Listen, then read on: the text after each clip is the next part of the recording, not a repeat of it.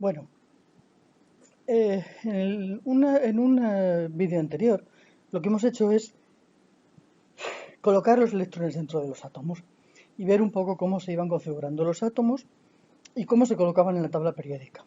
Hemos llegado incluso a ver cómo su colocación en la tabla periódica nos puede dar tendencias que nos permiten predecir, al menos cualitativamente, algunas de las propiedades de los materiales. Pero claro, si queremos llegar a un material, lo que tenemos que hacer es, no nos podemos quedar en los átomos, tenemos que ir uniendo los átomos. Así que vamos a recordar algunos aspectos básicos de la teoría del enlace. Un ejemplo paradigmático de la importancia que puede tener el enlace y los diferentes tipos de enlace es el carbono. El carbono puede existir en diferentes formas alotrópicas. Tenemos aquí el grafito. El grafito es un material que es relativamente blando, que tiene un tacto untuoso, que puede llegar a ser conductor.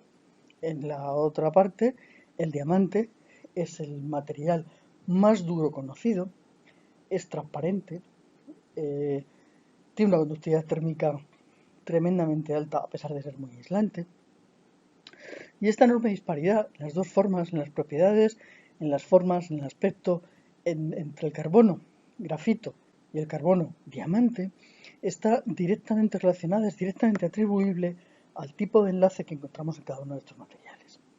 En el caso del grafito, lo que nos encontramos son anillos en los que los átomos de carbono están unidos formando moléculas, formando ordenamientos planos, con enlaces muy fuertes entre ellos solamente en el plano, y los diferentes planos unidos entre sí por fuerzas muy débiles, que son fuerzas tipo Van der Waals. Esto hace que, por ejemplo, unas capas puedan deslizar muy fácilmente sobre las otras, es blando, es suntuoso. En el caso de la forma diamante, los enlaces son covalentes, muy fuertes, ya veremos más adelante lo que es un enlace covalente. Los átomos están perfectamente enlazados formando tetraedros, son enlaces muy bien definidos, enlaces muy fuertes, y esto es lo que hace que el material el diamante sea el material más duro conocido y además tenga otras propiedades como pues, la transparencia, la altísima resistividad, etc. Vamos a ver un poquito en qué consiste esto de las fuerzas de enlace. Cuando yo tengo dos átomos o dos iones que están suficientemente alejados, no van a interaccionar entre sí. Pero ¿qué es lo que ocurre si estos dos iones empiezan a acercarse? Bueno, pues si estos dos iones empiezan a acercarse, lo que va a ocurrir es que se va a establecer una fuerza entre ellos. Inicialmente los iones van a empezar a atraerse, cuanto más cerca estén, mayor va a ser esa fuerza de atracción. Si lo vemos en términos de la energía, quiere decir que cuanto más cerca estén, su energía va a ir disminuyendo.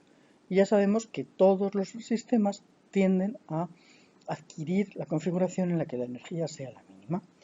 Bueno, llega un momento en el que ya se han acercado tanto que la fuerza entre ellos se anula, ¿no? Es decir, ya han alcanzado una posición de equilibrio y la energía adquiere un mínimo.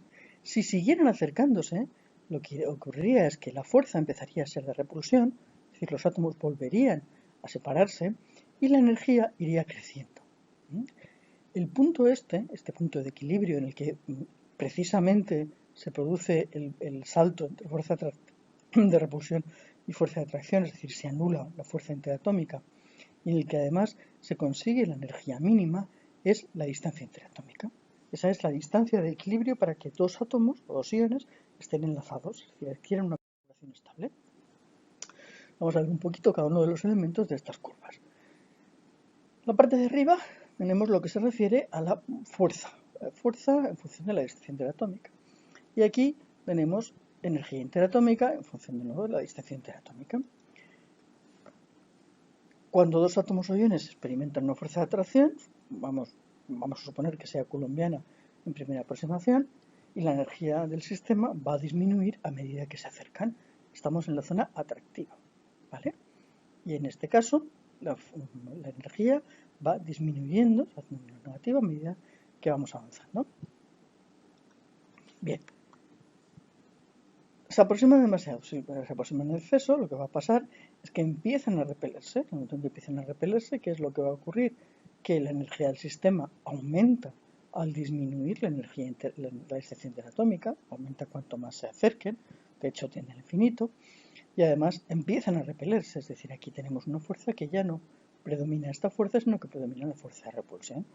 El conjunto de las dos, la fuerza neta obviamente va a ser cero, la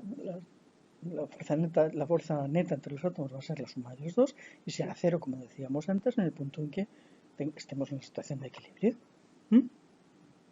Este punto en el que ambas fuerzas se igualan es el punto de equilibrio y lo podemos ver aquí en términos de fuerza que sea igualado a cero, y fuerza total, y aquí en términos de que la energía alcance su valor mínimo que coincide además con la energía. ¿Sí? Bueno, al principio hablábamos de las formas alotrópicas del carbono, pero hay muchas propiedades, no solo la alotropía o no solo la forma, esa forma, esas propiedades que mencionábamos antes, dependen del enlace. Hay muchísimas otras propiedades que dependen de cómo se enlacen los átomos para formar el material. En particular hay dos parámetros muy importantes que van a jugar un papel determinante en muchas de las propiedades de los materiales. El primero de ellos es la energía de enlace. La energía de enlace va a determinar el estado de agregación, por ejemplo, es decir, si estamos en estado sólido, líquido o gaseoso, y nos va a determinar la temperatura de fusión, como consecuencia de que determine el estado de agregación. Por otra parte tenemos la forma de la curva, esa curva que hemos pintado antes así como una cosa general. La forma de la curva nos va a determinar parámetros tales como, por ejemplo, el módulo elástico o, por ejemplo, el coeficiente de expansión térmica. ¿Cómo? Bueno, pues aquí lo tenemos. El módulo de elasticidad no es más que la pendiente de la curva F de A, es decir, fuerza en función de la distancia interatómica, y va a ser esa pendiente, lógicamente, será tanto mayor cuanto más fuerte sea el enlace. Cuanto más fuerte sea el enlace, más profundo va a ser este pozo, más alto va a ser este pico. Esto va a ser un enlace fuerte, esto va a ser un enlace débil, y evidentemente aquí esta pendiente es mucho menor que esta pendiente. Luego, efectivamente, aquí tendríamos un material con un módulo de elasticidad, un módulo de Young menor, y aquí tendríamos un material con un módulo de Young mayor.